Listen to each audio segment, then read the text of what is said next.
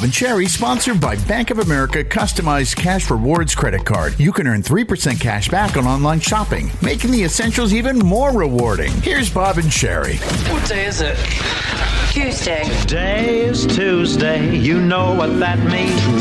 Tuesday, if that's all right. Tuesday. Tuesday's gone with the wind.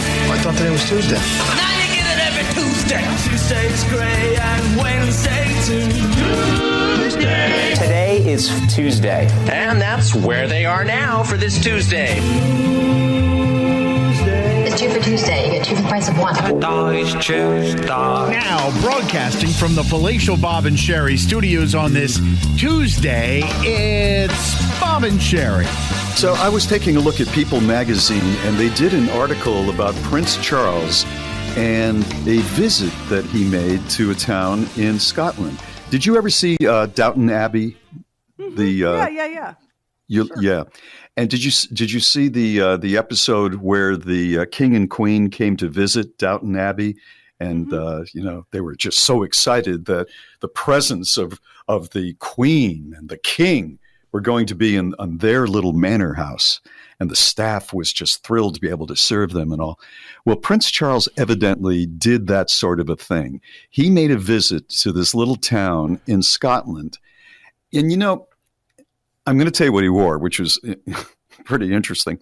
But people criticize him, and I was disappointed the way his marriage went to Diana, and the cheating. And from what you read, he's been kind of a cool sort of father, as his parents were to him. You would have liked to have seen a little more warmth that way. But he is interested in things that I'm interested in. He's interested in cleaning up beaches. And he's interested in protecting animals and protecting architecture in London, so not every part of the city looks like an international type of building. He likes history, and he visited this little town, and he took on his local title. He has local titles. His local title in this town is the Duke of Rothesay. And he was there for 2 days, and he was there to meet the team members of the Beach Clean Group. And there is a picture of him with these folks. They are wearing black jeans, it looks like, vinyl vests, and they're out on the beach together with the prince. And there's a mist in the air. There's nobody in a bathing suit. It's too cold. It's Scotland. And he is chatting with all of them. They're wearing jeans and cotton turtlenecks and vinyl. And he is wearing a blue dress shirt with a maroon and gold tie, has a little green in it, a gray sport jacket, a vest that matches the gray sport jacket that has a little gold chain in front of it, black shoes, green socks up to his knees, and yes, a kilt out there on the beach. Must be a little cool. And of course, the kilt is like a dark red mixed in with green. The whole thing works. And he also has that little bag that they seem to wear in front of their special purpose. It's called a sporin. What is it called? A sporin. What's the purpose of that thing? Well, it's a little bag to carry your things. I guess, your kilt doesn't have pockets. Yeah. A real kilt doesn't have pockets. Place to wear it. But anyway, he looks, if you're into kilts, he looks very natty. And here's what he did on this visit. He addressed the people who were cleaning up the beaches and said, "We have now carried out over 3,500 beach cleans so far." 72 years old. And then he went on a tour of a community house that helps with animals who are ill. And he said, "We have some very well-behaved patients here." And he's in there with the animals, and he's petting them. And then at the final stop, he toured the House of the Northern Gate and its gardens, which has been newly restored. The house was visited in 1948 by Charles's grandmother, Elizabeth, the Queen Mother. and more recently has served as a hotel. This is where the Downton Abbey thing came in for me. Most recently served as a hotel, a private residence, and nearly became a recording studio for Led Zeppelin. So that was what he did during those 2 days. And you can say, that doesn't sound that hard. But he's working these people. They all have smiles on their faces. He does too. He's thanking them. I'm sure it's all, it's easy for him because they're all, so thrilled to have him there. But look what he did. He said, we need to clean our beaches. They're filthy. There's plastic everywhere. And then he said, we need to take a look at his restored, beautiful house and make sure that people appreciate it. And then he went to a hospital that cares for sick animals. That's good stuff. Look, Prince Charles, it's not that I'm not a fan. It's just, he's Prince Charles. But he has always taken his responsibilities very seriously. He's a very serious person. Right. And I have a lot of empathy for the whole Charles and Diana thing because that marriage should never have happened. Had he been allowed to marry the woman he loved instead of some aristocratic virgin that they could prove was teenager, so their tragedy modernized the monarchy. And unfortunately, the price was the highest price imaginable. Yeah. But he takes his Scottish titles really seriously. I see him photographed in a kilt a lot. Yeah. And I think he looks, I think he makes it work. I do. Well, yeah, he does. I mean, it's perfectly made for him, obviously tailor-made. But he doesn't get into anything to do with politics very often. He chooses certain things. How can you argue with cleaning up a beach, No, there How are can you be people who pro do, though. Plastic? I suppose, I suppose there's always some pill out there. There's always somebody that's going to argue. It's true. We need more plastic on the beach. Yeah, that's what we need. Bob. Yeah, right. Snowflake. It's Bob and Sherry. Get Bob and Sherry swag in our store at bobandsherry.com. I was cruising through a travel website and just kind of having a little mental daydream vacation. And I stumbled across a tiny story about a restaurant in Mexico.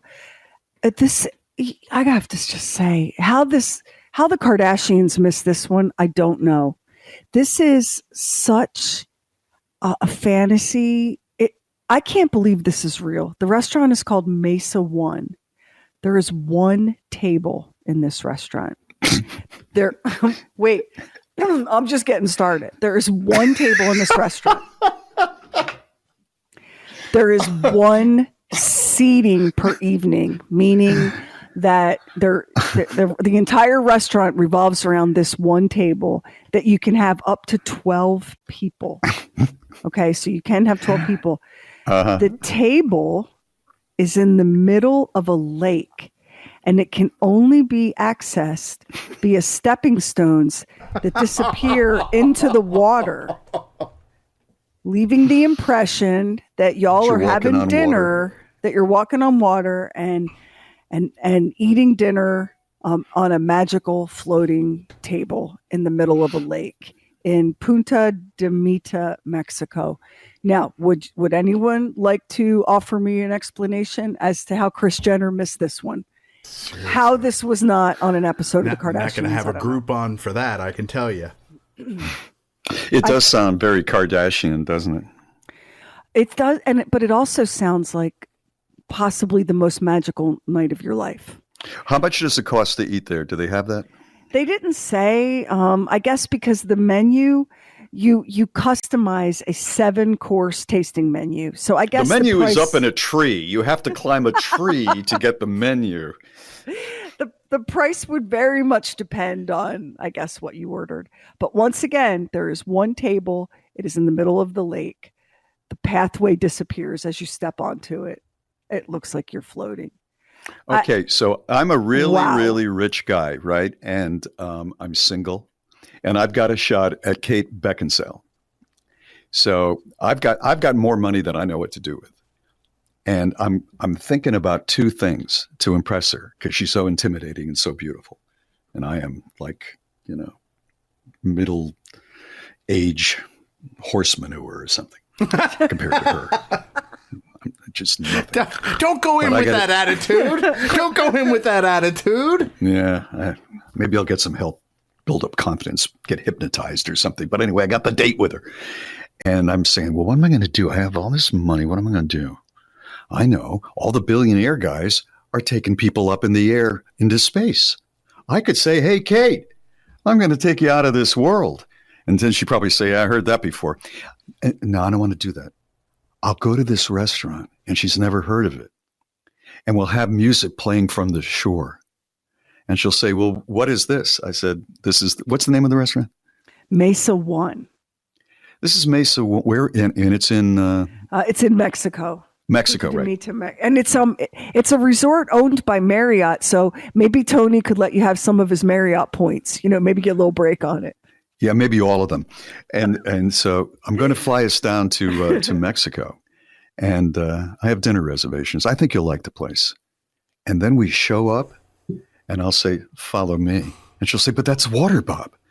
Yes, it is. You'll be walking on it to the table. What do you mean? Just follow me. And we're walking on water, and we get out there, and she looks around, and there's nobody but us. I have to tell you, I'd rather do that than what these billionaires do going up in space. I do believe that the scenario that you just laid out is a date that Kate Beckinsale has not been on. Yeah, right, exactly. That's why I picked that. Hey, the tragedy here, the loss here is that you're not single or a billionaire because you've got such a good idea. Either way, she's still going to be going, I still have to sit in front of somebody and watch them eat food. Yeah, but the good news is if I pick up on that, I can drown myself. Morons in the News is next. It's Bob and Sherry. Bob and Sherry. You idiot. Here they are. He's a moron. He's acting like a complete idiot. Morons in the News. Our first moron in the news story comes out of North Buffalo, Pennsylvania. A man is facing charges after police say he barricaded himself in a treehouse after assaulting an elderly man and setting fire to a home. Joseph Elton Hawk, who is 20 years old, was charged with arson and assault-related charges after an incident. The Pennsylvania State Police responded to a call on Saturday, shortly before 1 p.m., where it was reported that Hawk assaulted an 82-year-old man. While police were responding, it was also learned that Hawk allegedly set fire to the home and ran off. Multiple police agencies, including the state police and canine officers, searched the area but could not find him. Police again responded to the home after reports that Hawk was seen there. When they arrived, they found Hawk barricaded by himself in a treehouse. He eventually surrendered without incident and was arrested. And by the way, in the treehouse, he had a sign that said, "No girls or police allowed." But that didn't stop the police. They went up there and they got him anyway. He probably thought it was a genius hiding place, too. A treehouse. A treehouse. This was not what you were thinking when you decided to become a criminal mastermind. No. Today's moron of the day was captured by police, but they just got lucky because we're all so distracted by celebrities. Mm-hmm. Here's what happened. A guy wearing a suit and carrying a weapon walked into a very fancy jewelry store, just a short walk from the Louvre in Paris. And he threatened the staff with his gun. And he got more than $2 million worth of jewels and escaped on an electric scooter. Police came to the scene and began interviewing witnesses, but nobody saw a thing, and here's why. Jean-Claude Van Damme was shopping at an optical store across the way from the jewelry store, and everyone in the jewelry store was so busy looking at Jean-Claude Van Damme that nobody even got a description of the guy who robbed them of more than $2 million worth of jewels at gunpoint and took off on an electric scooter. I totally believe that. Here's a little fun fact. This is just a little twist. Jean-Claude Van Damme is in Paris shooting a Netflix movie, And he had just gotten there. He's staying at a hotel close to the jewelry store. He had gone to the optical store to buy glasses. And he was spotted by these people who were like, oh my God, that's Jean-Claude Van Damme. And everyone's looking. And so nobody sees the robbery. Here's my favorite little detail. One of the parts of the script for the movie that Jean-Claude Van Damme is shooting is they all make getaways on electric scooters. Just like the robber that got $2 million worth of jewelry. No. Now, cops did notice something unusual on a bus taking a break at like a truck stop. Officers moved in and they found the two jewel thieves carrying all of the $2 million plus worth of jewels on a bus headed for Serbia. They were able to arrest them. And even though every witness was distracted by Jean-Claude Van Damme, the crooks still got arrested. So what looked like a Van Damme lucky break in the beginning turned out to not be worth much.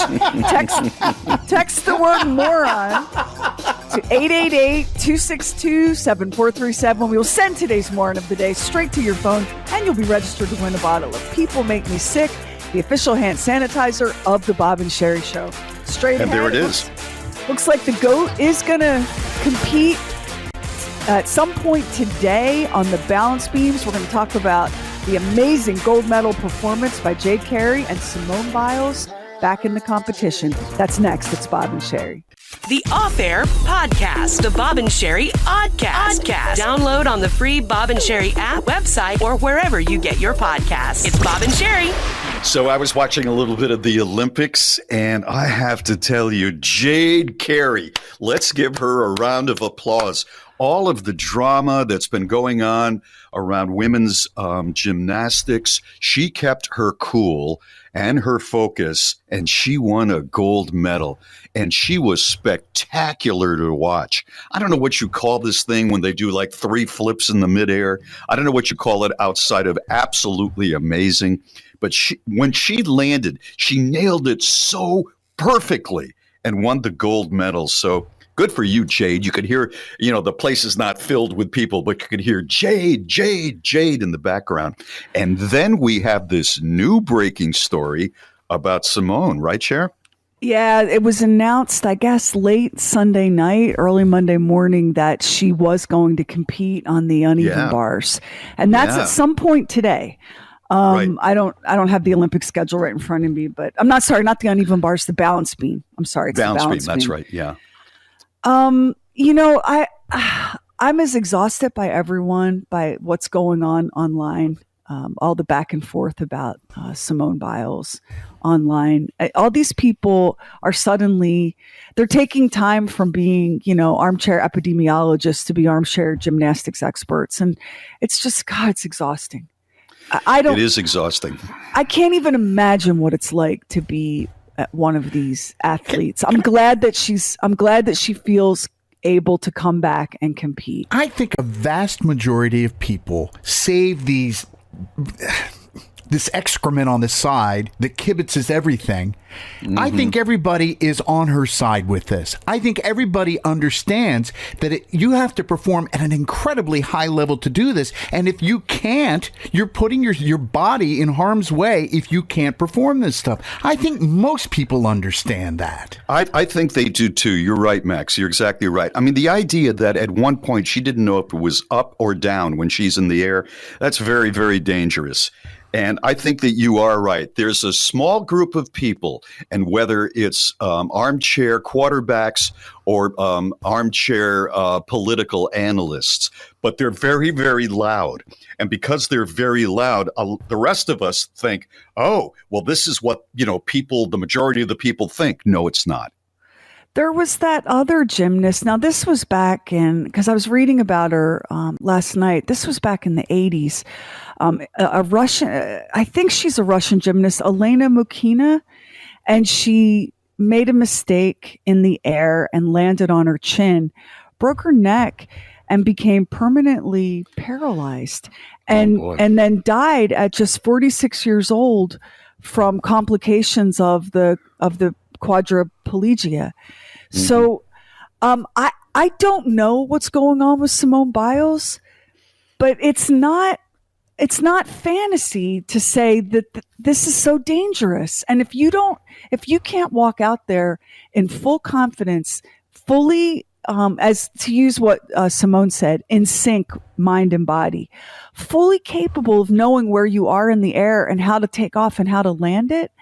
If the athlete, him or herself, is saying, I can't do this right now, then why is Paul from Trenton? Why is Paul from Trenton weighing in like such a bag of D's? I don't know what it's like to be Simone Biles, and neither does every other person on the planet except for Simone Biles. You know, I don't want to put any more pressure on her, not that she's listening right now, but to send it out into the universe. But it would be really something if she came back and won. You talk about a movie moment where the greatest of all time has to pull out of the Olympics, and there's all this drama around it. And then she comes back. She somehow pulls herself together, comes back, and succeeds. That's the end of the movie. One thing that I was thinking last night, and my husband was like, oh my God, you're such a social worker. This is not how sports work, blah, blah, blah. Because he is like zero sum, take no prisoners. There's one winner and everybody else is a loser, right? He's crazy where sports are concerned. But I said, on the bright side, what happened here made those gold medals for Sonny and Jade possible. Because chances are good they would not have gotten gold if Simone was at the top of her game, right? Right, so, and they're still added to the American count, which, let's face it, we all like. Yeah. Yeah, so can we just stick to, I don't know, human decency? But yes, at some point today, Simone is going to compete on the balance beam. And I wish I could tell you when, but there's such a difference between when the event happens and when it shows up on TV or your phone or whatever. I don't know what's going to happen. Straight ahead, we've got comedian Armando Anto coming up for you. Then we're going to take you down the rabbit hole and tell you the one thing to do to your phone to save your privacy and all of your data. It's the easiest thing in the world and nobody does it. It's all straight ahead. It's Bob and Sherry. I live in a world of sound. I have earbuds in all the time. Earbuds for work, earbuds when I'm out walking with the dog, earbuds when I'm cleaning the house. And since I've discovered Raycon wireless earbuds, I'm really a happy camper. And here's why. A couple of reasons. First, Raycons are super comfortable. They have the perfect snug in-ear fit. They don't stick out at all. You honestly forget you're wearing them. Never thought I'd be able to say that about in-ear earbuds. And they have incredible sound. And they cost about half the price of other premium audio brands. And wait for this, a 32-hour battery life. So you pop your Raycons in and you get on with your day. And you're not constantly worried about having to recharge and stop what you're doing. And with Raycons, whether you're listening to music or a podcast with Raycon or the radio, with Raycons, you've just got crisp, beautiful, clear sound. And again, at about half the price of other premium audio brands. And if you've never tried wireless earbuds and you're like, I don't know if I'm going to love that, the Raycons come with a 45-day happiness guarantee, so you really can't lose. You give them a try, you'll see what I mean. You're going to love the battery life. You're going to love the sound quality. You're going to love the comfortable fit. You're going to love the price. You can create your very own soundtrack to the day with Raycon. Right now, Bob and Sherry listeners can take 15% off their Raycon order at Raycon.com/Sherry. That's Raycon.com/Sherry. You'll save 15% on your whole order.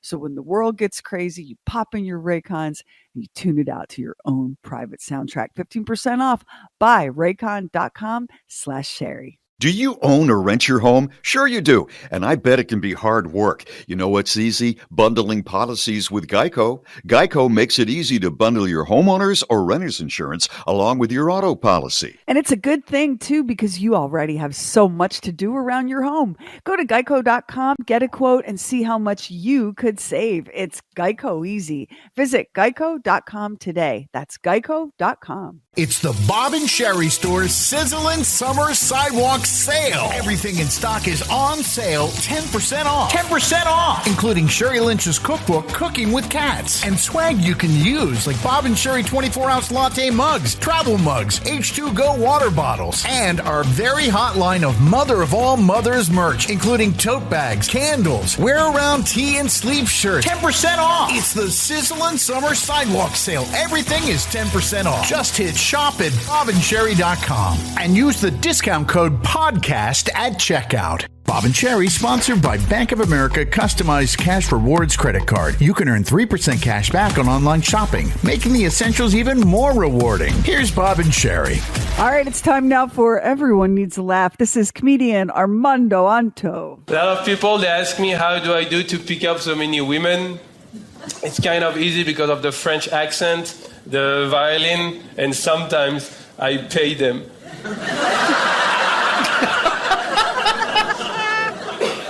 But I remember the first time I came to America, and I never forget when I met my first American girl. Her name was Jessica. And I remember because Jessica, she looked at me and she was like, hey, where is your accent coming from? And I was like, my mouth. And then I swear she said this. She was like, oh my God, you're from France? I love France. Me and my sister, we always wanted to go to London. Oh, I'm glad you guys are not stupid. I said the same thing in Arkansas. No one laughed.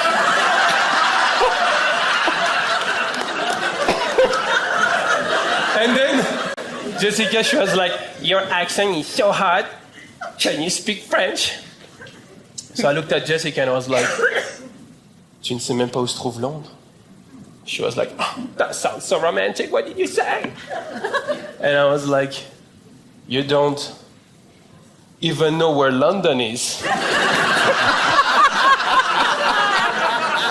love this guy. And all the time, Jessica, she was trying to speak French with me. She was like, Armando, how about this croissant? It's pronounced croissant. And then she was like, how about this Chevrolet? That's not even French. How about this ménage à trois? It's pronounced Tuesday.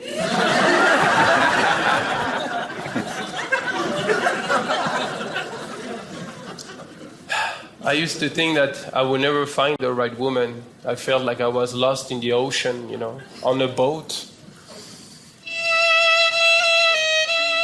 I think I'm all into older women.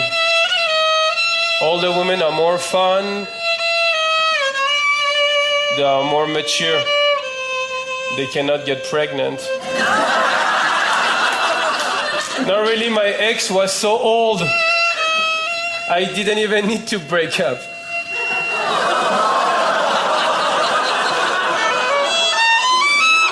Don't worry, she left us with a smile. I still have her teeth.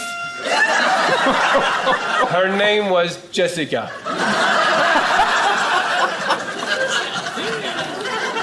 I named my violin Jessica because they have a lot in common. They have the same beautiful curly hair, the same beautiful curves, and I keep both of them in a box.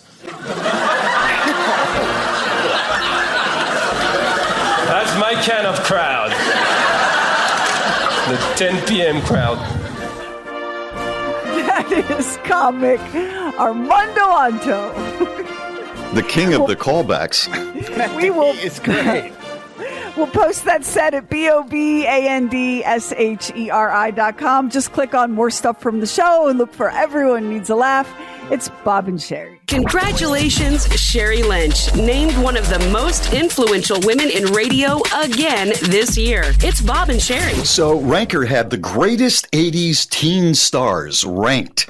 There are 26 of them, and you know, with Ranker, generally the people who are the nicest get ranked the highest, maybe not the best. So keep that in mind. So I'm going to read them. And then when I'm done, you tell me out of these great 80s teen stars, who you think became the biggest star of the bunch.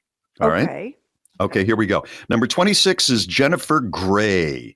Number 25, and there's a shot of him in his underwear with white socks, is Tom Cruise.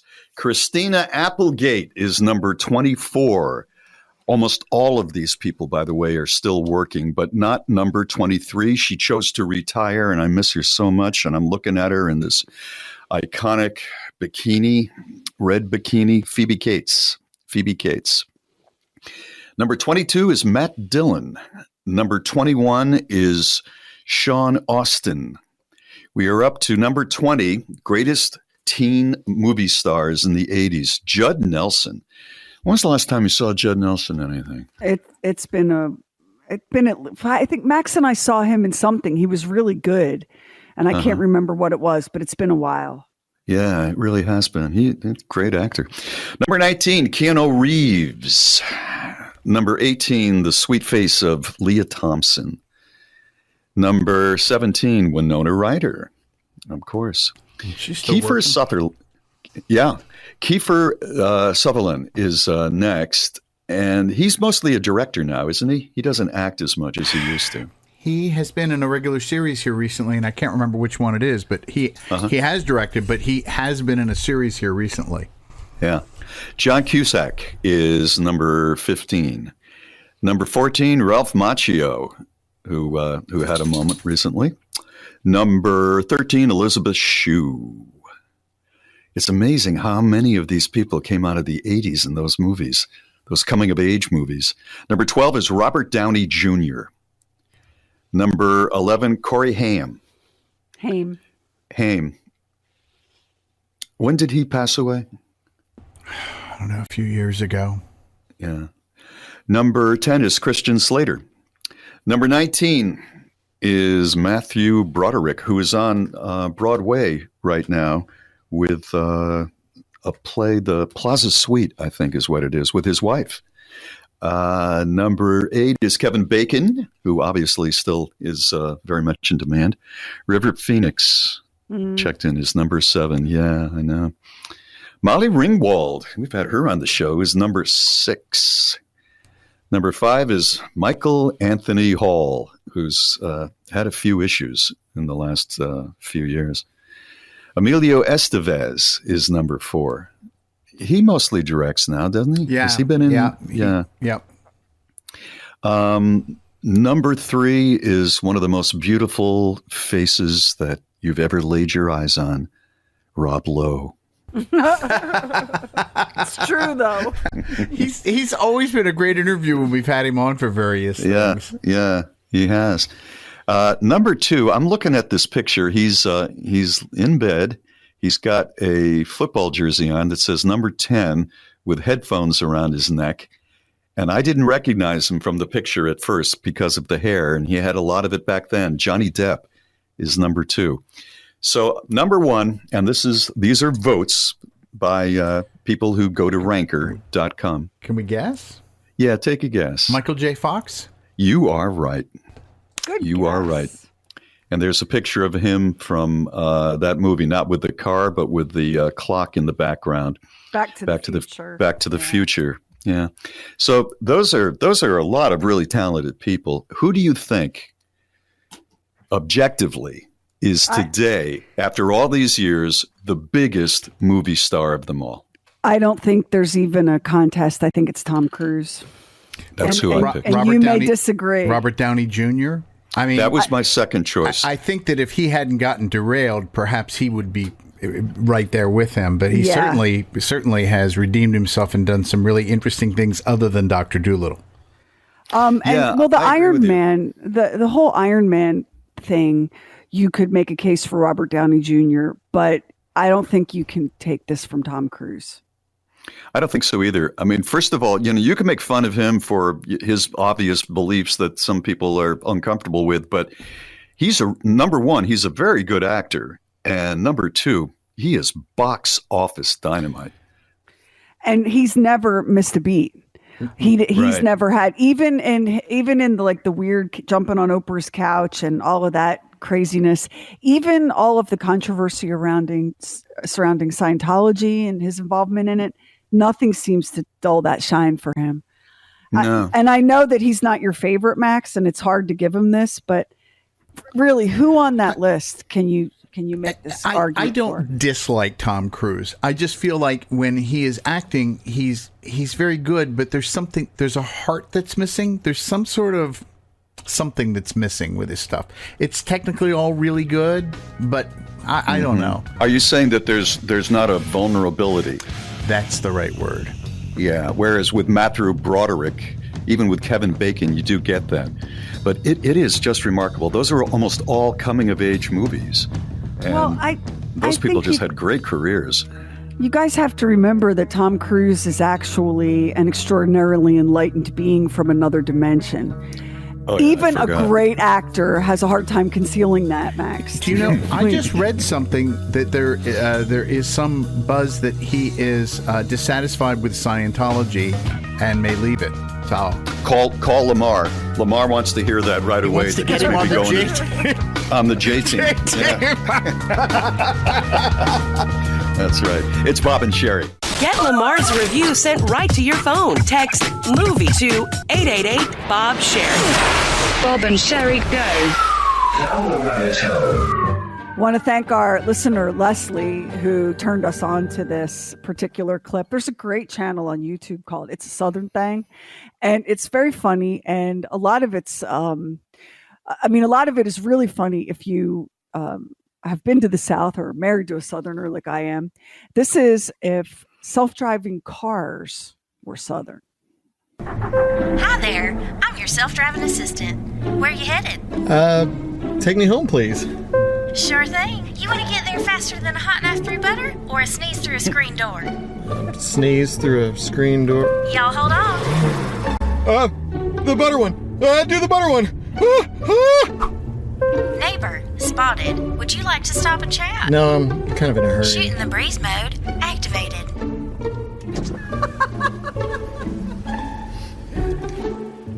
Hey, Jim. How's your mom and them? Raindrops detected. Slowing us down to 15 miles per hour. It's just a sprinkle. This could get nasty. Activating emergency flashers. Oh, come on. Approaching four-way stop.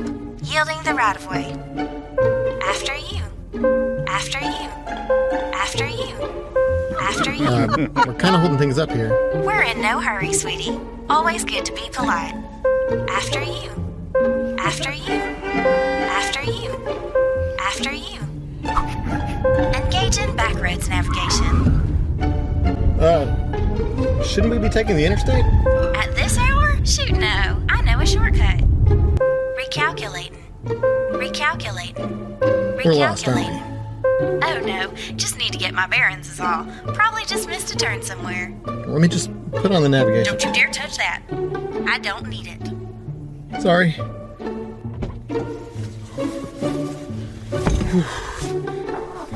Where can I take you? Take me to the grocery store. I gotta get some bread and milk before the snow gets bad. Snow? Conditions too hazardous. Shutting down. If self-driving cars were Southern, we'll post that up on our Facebook so you can go check it out.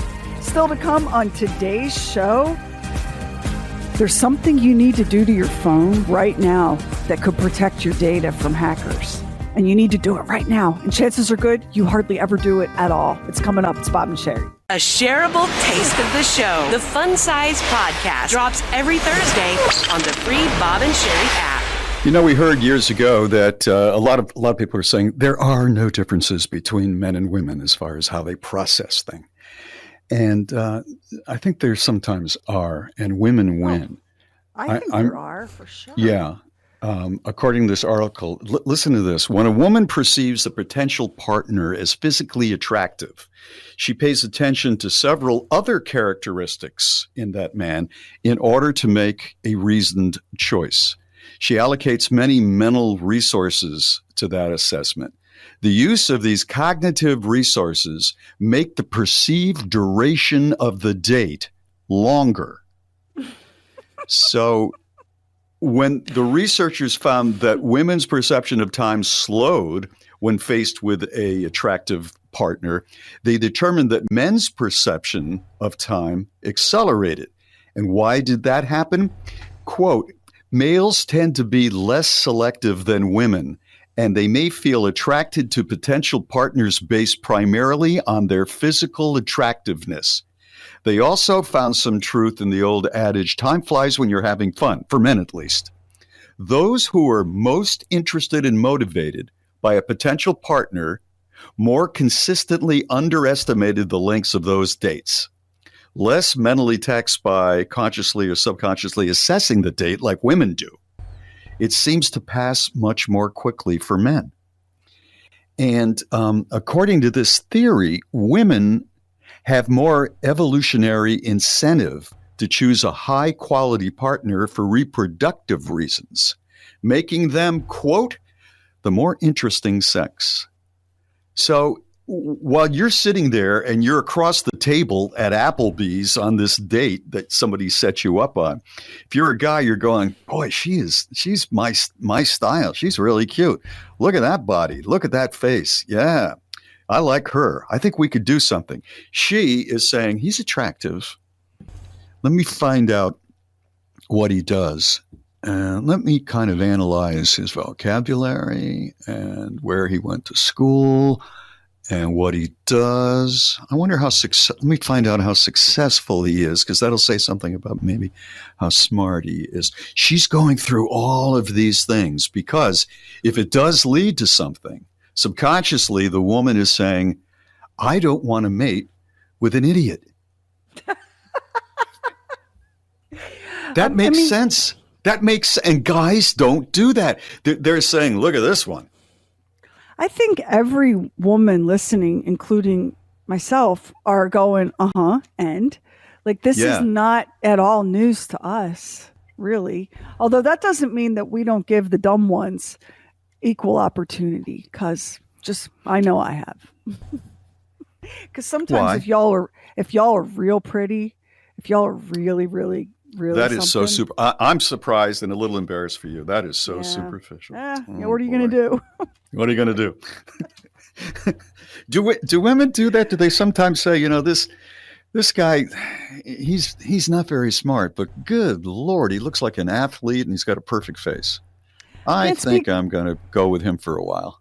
Can't speak for all women, but I think it happens. I think it for sure happens. But I don't. Do you tell your friends that? Do you say, "Yeah, I'm going out with the guy right now. He's as slow as a box of nails, but he is so hot." Yes, that is exactly how it goes. That's exactly what we do. Yeah. Why? I mean, does that really surprise you? You live with women. Oh, I know. I know I do. It surprises me a little bit. I'm not a part of your get-togethers, right? So you're not going to come to me and say, I got to tell you, I was physically involved with this guy, and that's all it was. He was as stupid as could be, but he just turned me on. I've never had a woman say that to me.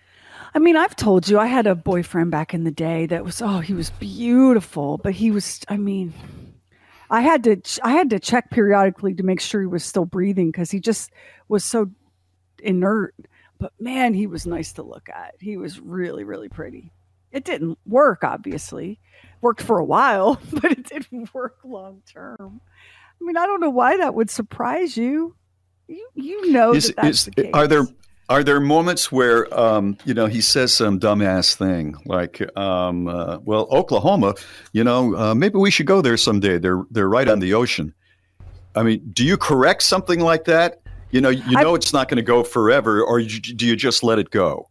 I've never had anything that dumb roll my way, but for the most part, I just would let it go. I just totally let it go. Yeah. Why? I mean, what do you want to?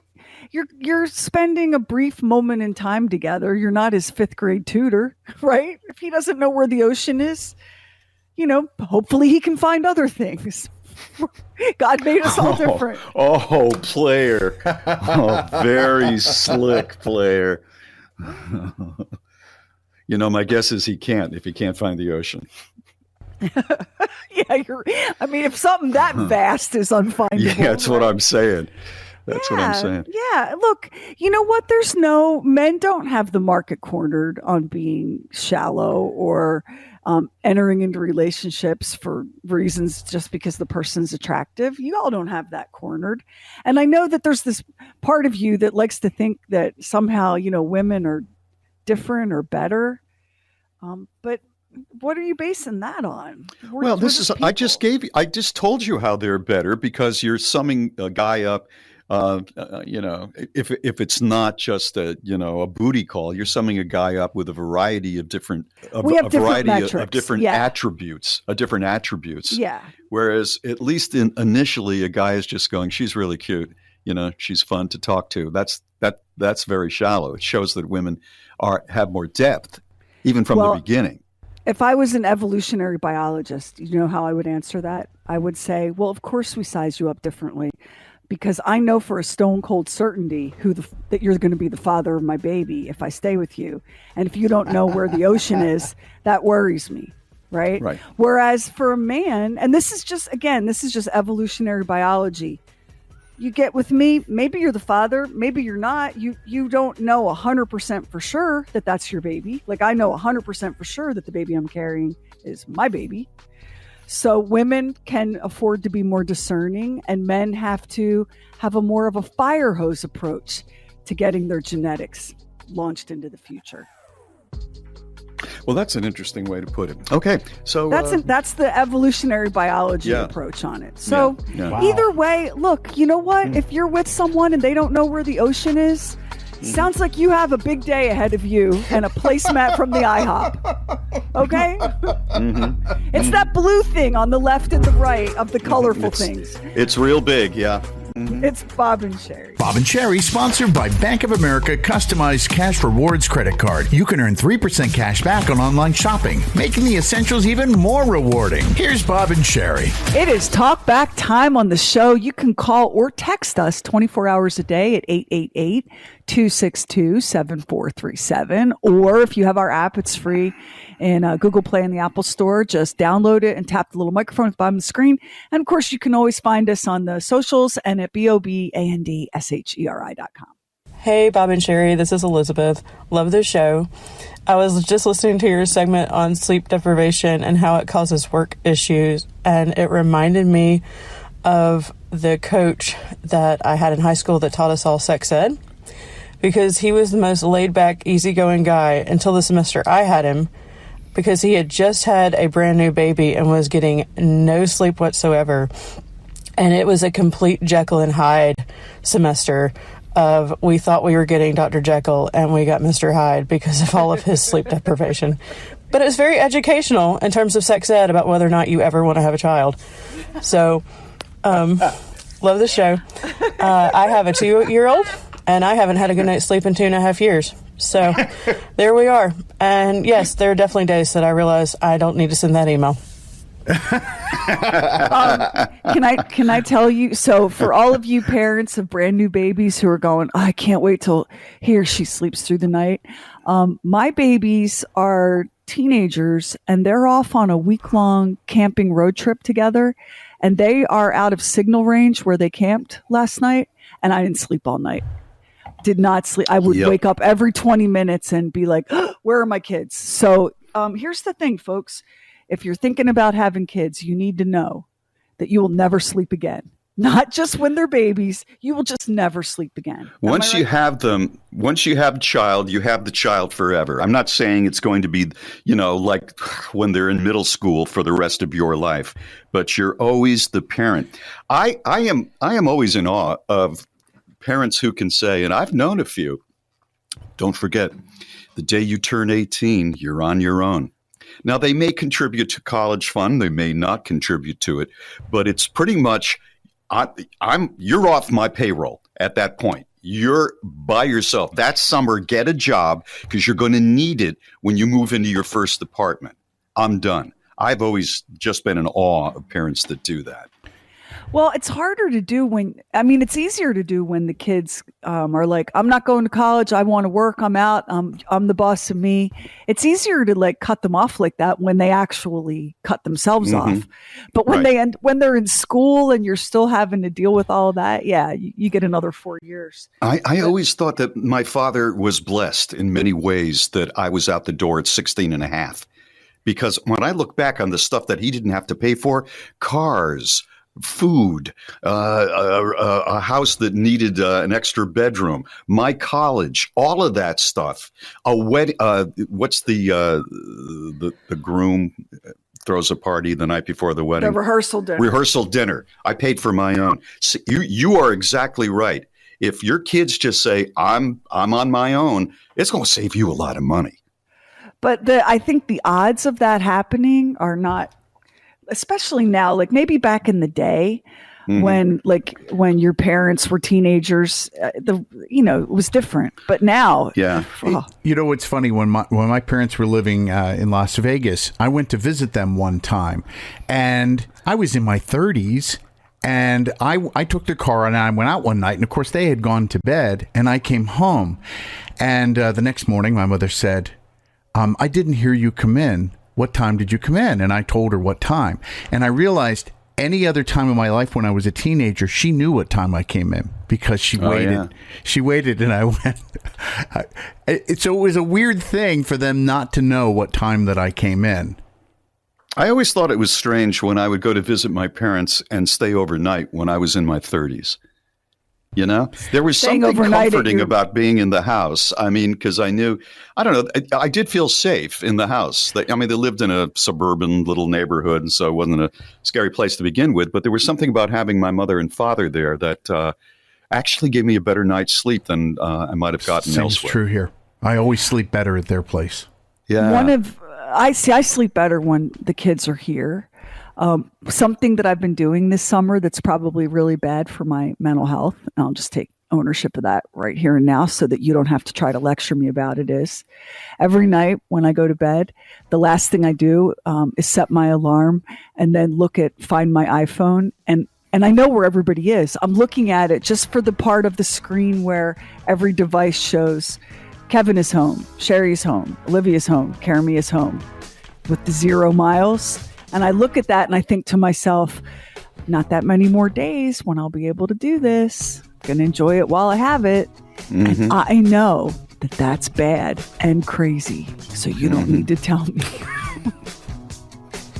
No, it's true. It's very, very true. When they're far away, whether it's in their first apartment, college, or camping in the middle of nowhere.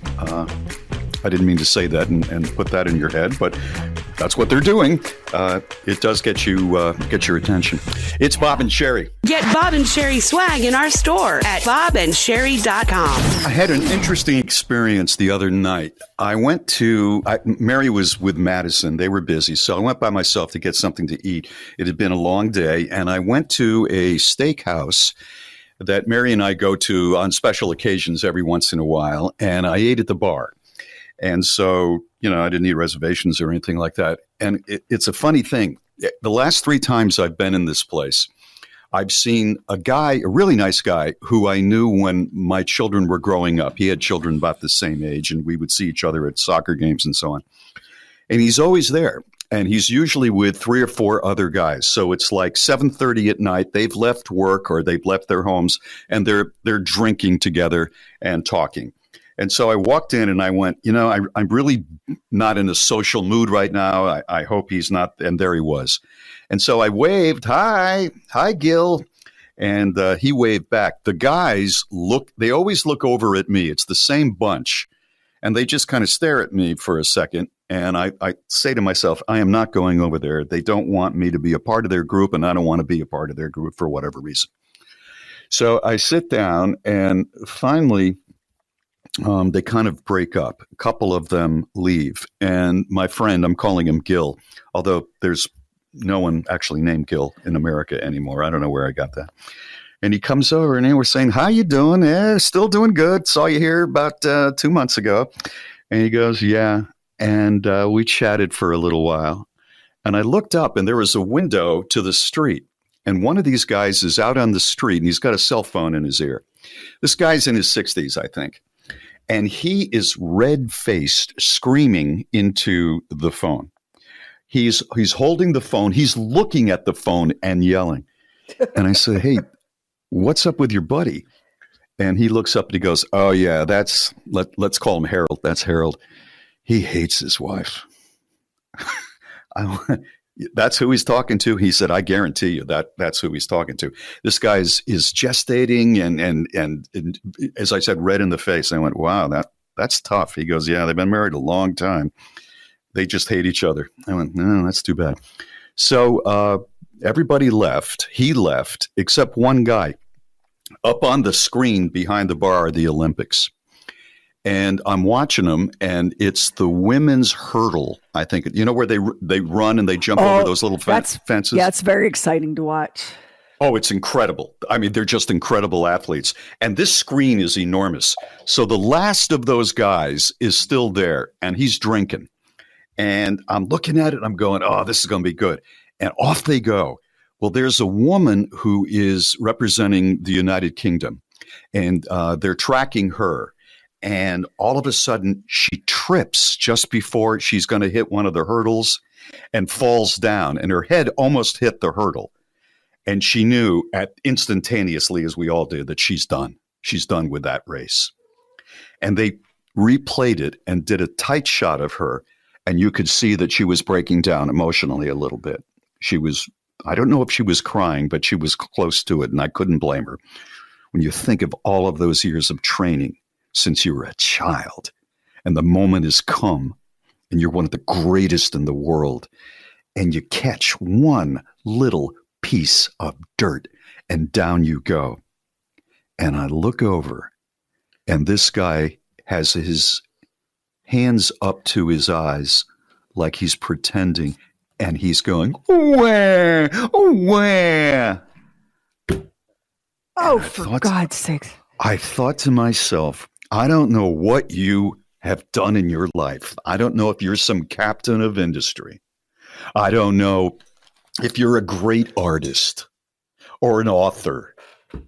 You're drinking alone here tonight, so I'm guessing maybe none of those things, but there's probably nothing you've done in your life that in any way approaches what this young woman has done. Even if she just ended her career right there, she'd still be so much more accomplished than you. These are the people I'm talking about that are like, you know, they break a sweat walking to the fridge to get some more cheese dip. Exactly. If you were watching, it's Sunday afternoon. I think the runner's name is Hassan. She was they were doing the qualifying heats for the 1500 meter track event. Yeah. She tripped. Another runner fell. She tripped over her, fell down, got back up, and won the race. It's one of the most amazing pieces of video I've ever seen from any competitive event. That is amazing. I was like, what? I watched it when it actually happened and then saw the replays. How do you do that? Oh, that's an Olympian. She was in the very back and fell and ran and won. Holy cow, that qualifying heat. Yeah, that's right. People, why do we gotta be so ugly? I know. Why you gotta be so hateful? Well, you know what? It wasn't. I just had the feeling part of it was if that was a guy, he wouldn't have done that. He might have. He might have. I live with a sports nut. They're out for blood. I swear. They don't just want somebody to win, somebody to lose. They want somebody to win and somebody to be eaten by a lion. It's just like nuts. It was an evening that within an hour I saw a couple of really interesting things about men interacting with women. Yeah. Well, you know what? He better hope that Olympian that he made fun of never decides to chase him in a dark parking lot. Yeah, because that's not going to be a fair fight. All right, straight ahead. The one easy thing that no one does that you need to be doing to your phone right freaking now to protect your data and your privacy and your security and all of that. It's next. It's Bob and Sherry. You read it once. I don't believe that. And then you read it again. I can't believe this. It's Bob and Sherry's. I don't believe this. I cannot believe this. All right, I have an easy question for you. How often do you turn your phone completely off? Oh, completely off. Once every 2 weeks. About once a week. About once a week, once every 2 weeks. According to the NSA, the National Security Agency, we don't turn our phones off enough. And turning your phone off and then back on again, just powering it down and up, is the easiest way to stop hackers from stealing your information. Is that right? Do it. Yeah. Really? And you don't have to do it every day. The NSA says that once a week should be enough. Power your phone completely down.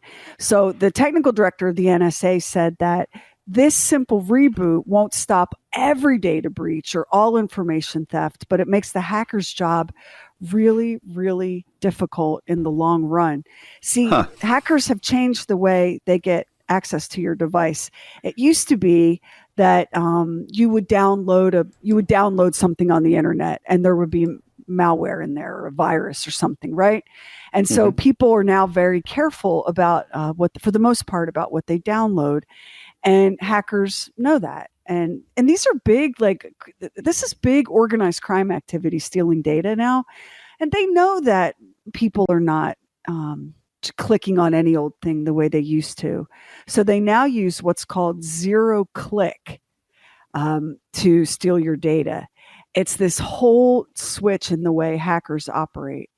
And part of the way that they do it is you're out in public places, you're using public Wi-Fi. There's all sorts of ways that we make ourselves wide open and vulnerable, right? And hackers embed themselves in your system. So when we turn our devices off and on, it makes it almost impossible for them to do that. Because That's they use great these knowledge. They use great.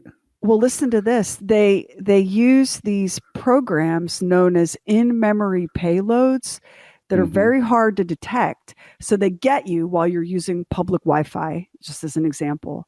And this malicious thing comes into your system. And it's very, very hard to find, but it can't survive being rebooted. It's just that simple. It literally cannot survive you turning your phone off and then back on again. Do you ever, this is so interesting. I'm glad you told the audience this. I'm going to turn mine off just as soon as we stop this.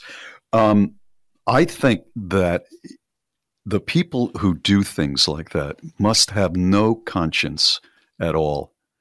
You know, not just Russian hackers who are trying to steal your social security number, but people who call up and are saying, I'm with the Social Security Administration, and, you know, they're lying. They just must have no soul at all. I just got one the other day, and this is the third or fourth time. Let me know if you've gotten this too. This is a new one for me. There's a woman, they leave a message, right? Because I'm not picking up on it. And she's got a voice of somebody right around 27 years old, and very pleasant voice. And she says, hello, sorry we missed you. My partner and I, my name is Ellen, my partner and I are buying homes in your area. And if you're interested, we would like to hear you. Call us back at 310 blah, blah, blah, blah, blah. If not, thank you very much. And I'm saying to myself, what's the scam here? Because at 27, I don't know how you have the money to buy multiple homes, you and your partner.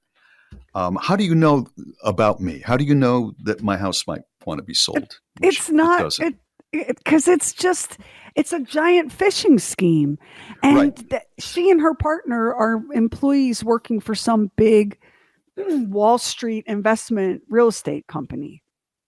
You really think so? Real. Yeah, I totally think so. I get those calls and emails there's something every day. That's legitimate there. I thought the phishing call was like, I just need to get this guy calling back, and and we're going to take advantage of him in one way or the other. No, I actually had an interesting conversation with a woman who is in the construction business, and she has a real estate license. And we were talking about this exact same thing, because I had gotten a call from one of these guys, and I'm telling her about it. And she goes, oh, I know what you're talking about. And she described the way that the scam works for me. And it can really be like, you have to be so careful because you can accidentally like give up title. It's nuts. Yeah. Ignore those people. If it sounds too good to be true, it's way too good to be true. Oh, I ignore them. Don't worry about that. That's always been the case. So real quick, because we're out of time here, the NSA said, in addition to powering your phone off and on at least once a week, if you really want to be safe, disable your Bluetooth anytime you're not using it, never connect to a public Wi-Fi network, and don't use anybody else's accessories with your phone. Don't borrow anybody else's stuff. So a public Wi-Fi network would include an Starbucks. Airport. Or an airport, right. Or anywhere that's public. And if you're on a public Wi-Fi network, don't be doing your banking. Oh my God, no. Yeah, for and that's coming, y'all, that's coming to you from the National Security Agency, not like, nastyrabbit.org. Okay, this is like a real legit security thing. And I'm going to post this. I'm going to post this on our Facebook so you don't have to try to remember anything. It's Bob and Sherry. The Off-Air Podcast, the Bob and Sherry Oddcast. Download on the free Bob and Sherry app, website, or wherever you get your podcasts. It's Bob and Sherry. Okay, I have a tweet that I saved about marriage. And what I'm going to read it to you, but it's a little bit like the movie Inception. It's going to confuse you and turn you inside out. And we're going to have to do it twice. Okay, here we go. Welcome to marriage. You will now have arguments with your spouse about how you don't communicate enough as you're fighting about something that was bothering them that they never told you about.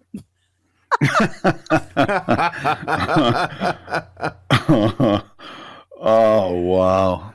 That is so frustrating. Go ahead. Arguments with your spouse about how you don't communicate enough, just as you're fighting about something that was bothering them that they never told you about. Why is it? Why is it we all know better? Why is that the story of everyone's life? Why? My experience is that she expects me to sort of by osmosis figure out what is bugging her. And I'll just make something up. Vacations. We have put off going on vacation, but she actually feels like she hasn't been on vacation in a long time because of COVID and would very much like to be in another place for a few days. But we never actually sat down. She never came to me and said, I really want to go on vacation. I need to get away. Even if it's 3 or 4 days, I just need to get away. That never happened. But you are, in this case, me, supposed to pick up that, she's, really wanting to get out there and, see something different. I would just like to not have to plan everything. I'll plan some things. And I think what she's also saying is that it's like we do all the emotional work of all the planning and strategizing and everything. And by the way, I'm glad you brought this up because I was driving around yesterday thinking about this. It's such a first world problem that I'm embarrassed to even say it out loud. But between the pandemic and kids and dance and all of that, I don't remember the last time I went on a vacation. All of the travel, everything that I do has either been for the show or for a dance competition.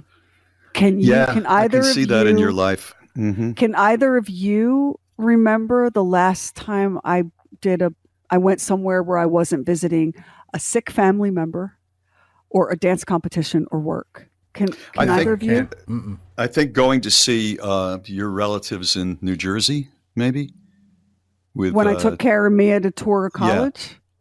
Yeah. No, just going up there another time, showing them Philadelphia. That was at a wedding. That was at a wedding, and the time before that, it was at a work conference, and I brought Cara Mia with me to my work conference. Okay, then going to the Outer Banks on vacation, like that was before I had children. Mm-hmm.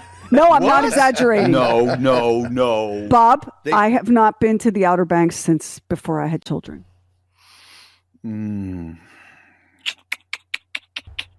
This is not a pity party. Traveling with me to South Dakota, because traveling with me is always just a vacation. Yeah.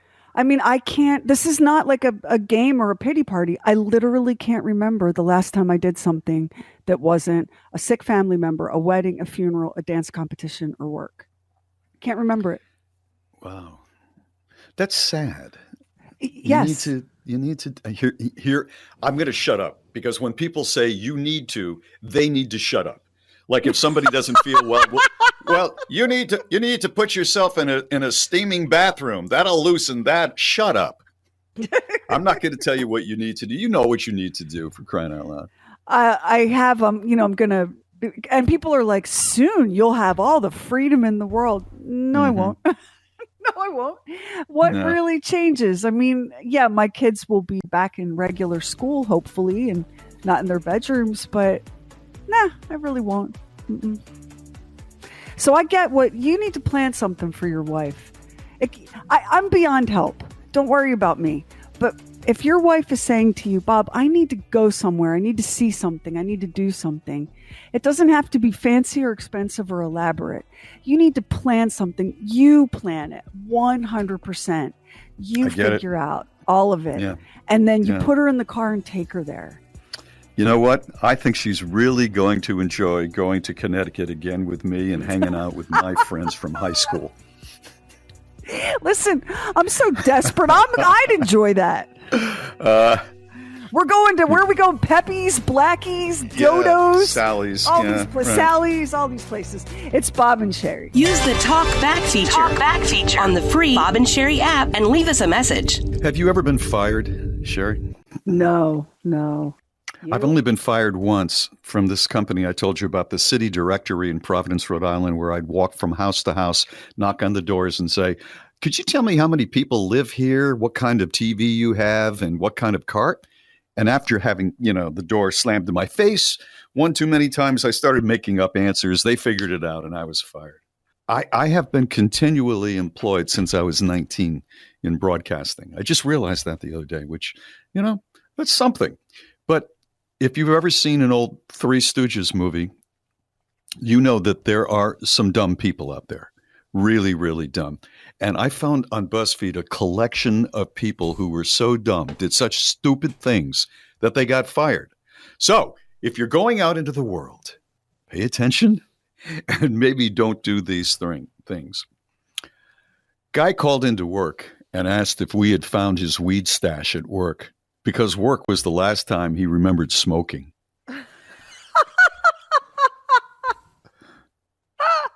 It's so stupid to do that. Tells me a lot about that job. I know. I was thinking about that. I mean, that's really stupid to do. First of all, it would seem like the day would never end. But the other thing is, what in the world are you doing stoned at work? I wonder what the percentage, especially with marijuana being legal in so many places now, what's the percentage of people, blazing it up on the job? I think that there are some jobs where it probably doesn't matter if people have a buzz. Now, you don't want that in your neurosurgery team, probably. No. But there are jobs where, in fact, I've been in some retail settings where I'm pretty sure I was dealing with people that were rolling a buzz pretty good. Mm-hmm. God, if I was working in those kiosks they have in malls where you sit on a little chair. I think they issue you a pen. I think they issue you a vape pen when you get those jobs. You're sitting there, and sometimes you can call out, sir, you look like a bow tie man. Check out the bow ties. But a lot of times you're just sitting around. I'd go out of my mind doing that. I bet that's the case sometimes. Here's another guy that got fired. A guy told a female coworker he wanted to take her newborn baby home with him to, quote, inspire his wife to have one. Oh. She complained, and he was fired. Like I said, there's a lot of really stupid things out there. I worked at a retail store and found one of my coworkers was using the company iPad that we use to play music and order lunches on to go to Craigslist and search for women. And is obviously too stupid to hide his tracks. Too stupid. Did not delete anything. They just, I can't believe you just said that because they didn't delete anything. One person says, I once had a guy call in sick to the restaurant where we worked right before it started. And then he showed up absolutely face for happy hour while he was supposed to be working. at happy hour. Well, you can't do that. We had someone fall asleep at his desk with a lit cigarette in his hand in an office full of cubicles. Like 6 or 7 years ago, smoking was not even legal anywhere indoors, let alone in an office building like this. And the first time he wasn't fired. That's right. They gave him a warning and he did it again. What's up with somebody like that? You just don't want the job, I guess?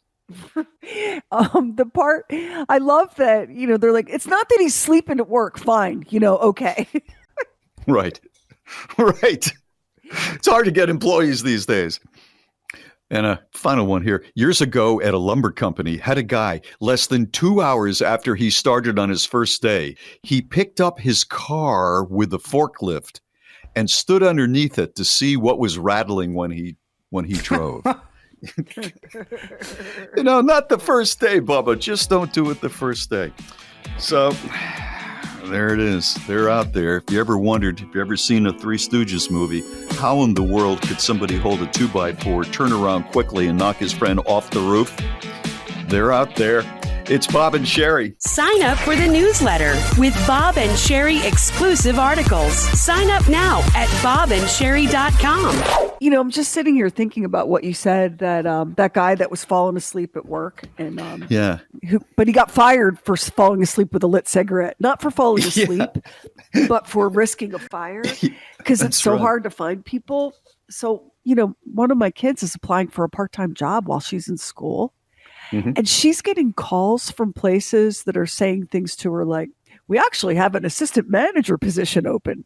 And she's like, is she really? I just want to work part-time as a student.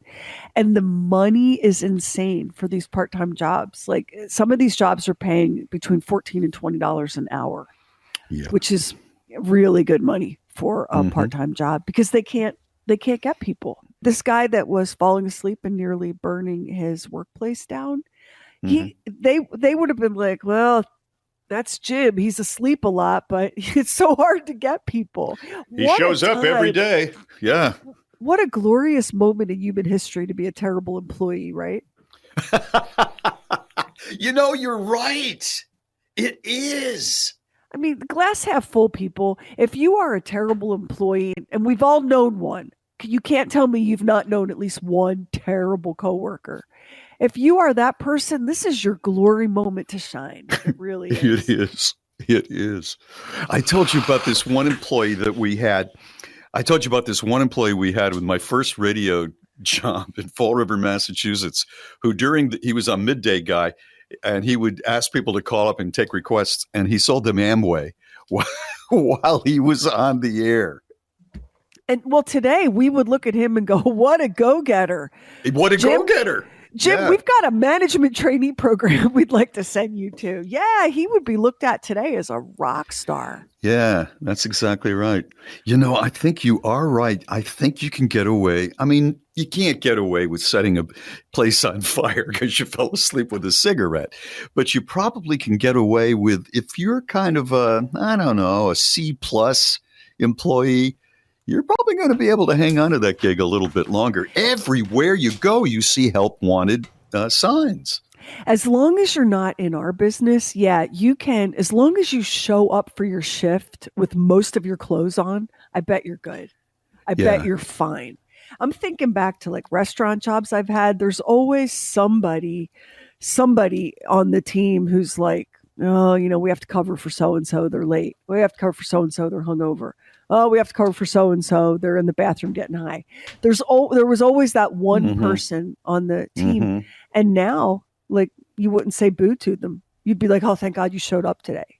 We're so glad. I'm wondering if the problem, whoops, that's a scam. I'm wondering if the problem Mary and I had when we ordered dinner the other night was because they didn't have enough employees. We called up, I'm not going to say which one it was, but one of the food delivery services. We called at like 6:30 or 6:45 to get, I think it was Italian food. And an hour and a half later, they called and they said, nah, it's not coming. No excuse. They just said, it's not coming. Awfully sorry. Thank you. Have a nice night. Gone. So we called up a pizza place because they tend to deliver later. They said, okay, it's coming. not quarter of 10. It was after 10 o'clock. Got the call. We're not coming. So sorry. And Mary says, well, we're going to use another service next time. And they said, well, good luck. Gone. Yeah, okay. Yeah. All right. Gone. Sucks you know to what? you. I just think that somebody who's doing that says, I've made enough money for tonight. 10 o'clock, I'm not going over there. I'm not going to that wooded neighborhood. And they just say, no, we're not going to pick it. We're not going to pick it up. Well, they get busy and they get in the weeds because I actually it's been a while. It was probably this time last year. We ordered on one of those delivery services. I can't remember which one. And after about 50 minutes, I got a text alert telling me that our order had been canceled and they were not accepting any more orders tonight. And I was like, but I am hangry. I know. And we were too. It's now like 10:20, 10:30. And I'm just going to be honest. I said, we got to eat something.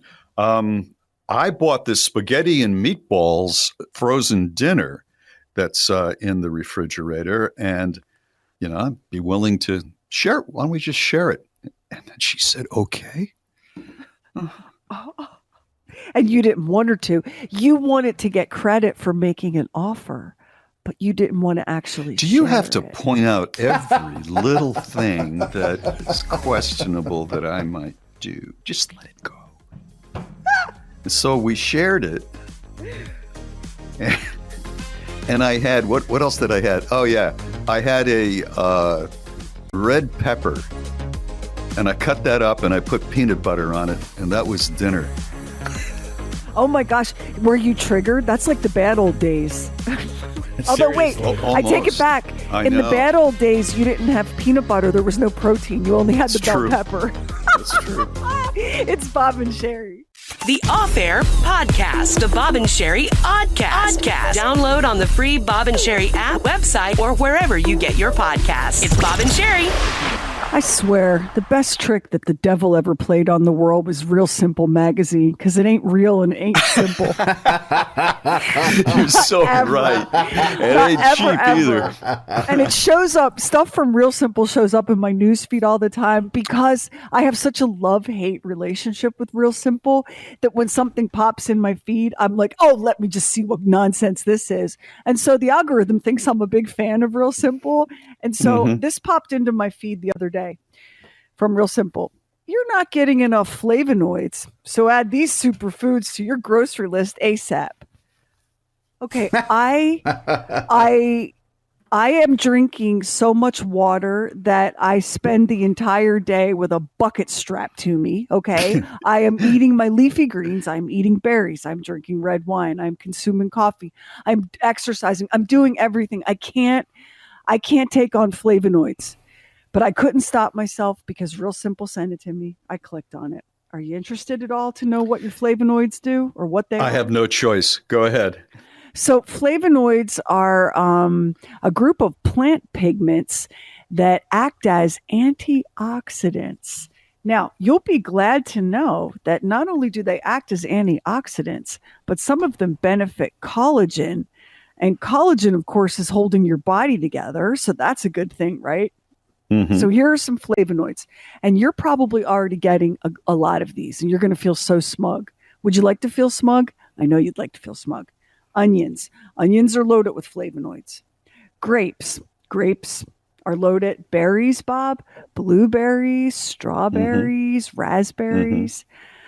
Power greens. That's your kale, your spinach, your watercress, your broccoli. I think we're getting some of that, Not a lot. I used to try hard with kale, but kale is still a struggle. As far as what was the other one you said just before kale? Spinach, kale, watercress? No, I'm looking at onions, kale, parsley, which I never considered to be any kind of a food, really. Red wine, you mentioned that. Dark chocolate. I haven't gotten to those yet, but thank you. Yeah, those are in there too. Right. This expert from Real Simple says that each of us should consume 16 ounces of raw juiced celery first thing in the morning on an empty stomach to detox my GI tract. Well, I'll get up early and juice raw celery, and it'll be my husband himself. at the noise and insanity of that. 16 ounces of raw, freshly juiced celery. What are the odds? That's a lot to ask. I know. It's one of those. That's one of those things that, I can do it. And I understand the reasoning for it. Okay. I've got it. I'm not going to stick with it. So just doing it for like 3 days or even 3 weeks really doesn't mean very much because I'm not going to do it long term. You know who starts his day with 16 ounces of raw, freshly juiced celery? That's like Pharrell or Simon Cowell or J-Lo or Gwyneth Paltrow. The people that are starting their day with a pound of freshly juiced celery are the people that have people that do these things for them. Mm-hmm. Can you think of anyone you know who has a job and a family who is juicing a pound of raw celery every morning? And then remember when you had a juicer, how much work it is to clean the thing up afterward? It is so much work. You know what the worst? I love juicers and I love juice. And I'm not trying to rain on your parade, but there's always that little basket that holds the pulp. You just can't get it clean. You can't unless you're Gwyneth and you have people whose job it is to clean your juicer basket. With toothpicks. All the celery fibers. Yeah. They can spend 3 hours cleaning the fibers out of the little basket with a toothpick. And God bless, that there's a job out. These people are job creators that because they need to eat a pound of freshly juiced celery, there are personal assistants in Los Angeles who are getting paid. Red vegetables, including salsa, herbs and spices. So there you go. Citrus fruits, legumes. Your legumes. Like we all get some like black beans, maybe get some chili or whatever. Tea and wine, excellent, especially red wine and dark chocolate. So there you go. According to Real Simple. Now all of that salsa, dark chocolate, glass of wine can do. A pound of celery juice freshly done in the morning, probably not. With the red wine and the dark chocolate, they could call the magazine real expensive. Well, because that stuff, if you've got really good dark chocolate, I got into that because you and I were talking about it on the air. We had an interview with a doctor or somebody, and he was saying, I would suggest every day you eat 4 or 5 pieces of real dark chocolate. So there was a candy store near me, and they made it, and I got it. But it would have cost me like $400 a month in dark chocolate money. Well, there are these places that do like super artisanal dark chocolate, like the cocoa beans were excreted through the innards of a pygmy goat or whatever. Yeah. But if you just get you some dark chocolate at the grocery store, you can do it pretty affordably. But just remember, if it's coming to you from Real Simple, it won't be either of those things. Not even a little bit. It's Bob and Sherry. The Bob and Sherry website, the Oddcast, contest info, bobandSherry.com. When I was up visiting my high school buddies in Connecticut, I stayed in New Haven, where Yale University is, and they have a lot of interesting restaurants and shops in downtown New Haven. And I was walking by one store that seemed to be kind of a nostalgia store. They were selling vinyl records and it looked like vintage clothing. And right in the window, they were selling a poster. So I'm going to try to describe this poster. It's from, I did a little research, I think a 1950s movie that I've never heard of. And the name of the movie is The Hands of Orlac, O-R-L-A-C. And it stars somebody named Mel Ferrer. So it's in black and white for the most part. And you see this man playing a piano. There's a picture of Orlac playing a piano. And then above that, there's Orlac putting his head into the ample bosom of a beautiful blonde who's looking right at you. And then to the right, there's a sexy-looking brunette in a 2-piece bikini, which was, I think, kind of an unusual thing to wear back then. And she has her hands stretched way up in the air. Very alluring. And then on top of all of that, there's Orlac. And he is green. He is as green as the Jolly Green Giant. And he's in pain! And his hands are green. And he can't...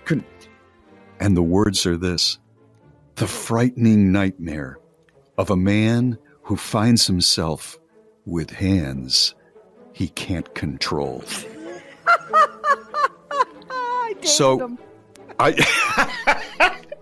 So here we have like the repressed 1950s, and there's probably guys looking at this and they're going, "Oh man, he can't control. He's the hands of Orlac. He can't control his hands. Look at that girl in the bikini. Look where his head is on that beautiful, beautiful blonde. But it's not his fault. He can't control his hands." Is that not the kookiest thing you've ever heard of? It just tells you what a man's world this is. He's like James Bond, but with a license to grope. Because he can't control his hands. That's the only thing that I could think of when I read it. It was just so bizarre. And speaking of that, I saw some sort of, I don't know if I read it or I saw a little documentary, how crappy movies were during the 1950s. Not all of them. I mean, there were some good ones, but a lot of them were stinkers, and the 1960s until about 68, when The Graduate and movies like that started to come out, because nothing was real. The relationship that Doris Day had with all those men, there was nothing real in there. It was all, the sexuality was all hinted at. And in the 50s, I don't think they even hinted at it. It took until, I guess, the 1970s for it to get a little bit more real. The hands of Orlac. And tell me again, did he get struck by radioactive spiders? And that's what caused his hands to be that way? I've never seen it before, but I could have bought that poster for $50. That's what they were selling it for in New Haven. Actually, do you not regret a little bit that you didn't get that? Because what a campy, kitschy thing to have that would be. I had a next door neighbor once, and he sold them. His attic had hundreds and maybe thousands of posters, and he brought me over to his house one day. We were having a couple of beers, and he said, "Go ahead upstairs and take a few." And I've lost them all. I took one that was a re-release of Frankenstein, which was my best one. I had an ex who threw that out. She didn't think very much of that. And then I had one that was I Married a Monster from Hell. That was the name of the movie. So you know that I bought that. And during a really rough period in my life. You know, this Hands of Orlac has been made 3 times. What? Yes. Are you kidding me? No, I'm not. And so real quickly here, because I'm running out of time. It was made originally as a silent film in 1924. It was remade in 1935, and then I believe, as the dogs join us in the back, the hounds, in 1960 is the movie that you were talking about. Okay, so I was off by about 2 or 3 years. I wasn't quibbling about that, but I'm just saying that this is a movie that's been remade 3 times. Word. Well, here's why. It's Hollywood, y'all. And these executives are sitting around going, okay, wait. Here, this script, the guy can't help himself. He's got a license to grope. Yes, he can't. That one. You got to love this guy. He's doing what he can. He can't control his hands. They're the hands of Orlac. All right. So if you ever come upon that, folks, and you see it, please give us a call. Let us hear your review. There's also been The Crawling Hand in 1963, The Hand in 1981. Hey, if I ever get dragged into a management office again, I'm going to go, guys, look, I've got the mouth of Orlac. What can I say? I can't control the damn thing. It just does whatever. It's Bob and Sherry. Hey, thank you so much for listening to the Bob and Sherry podcast and the Bob and Sherry Oddcast. We would love if you would subscribe, rate and review, and share it with a friend on Facebook, Twitter, Instagram, wherever you go. And thank you again for listening. Fox Hunter is a new true crime podcast series from Imperative Entertainment. I'm your host, Sean Kipe. Join me as I investigate what really happened to 18-year-old Rhonda Sue Coleman on the night she was brutally murdered. Together, we'll pour through 30 years of lies, deception, and corruption to finally get to the truth. And what I've uncovered will leave you on the edge of your seat. Subscribe now to Fox Hunter. Listen wherever you get your podcasts.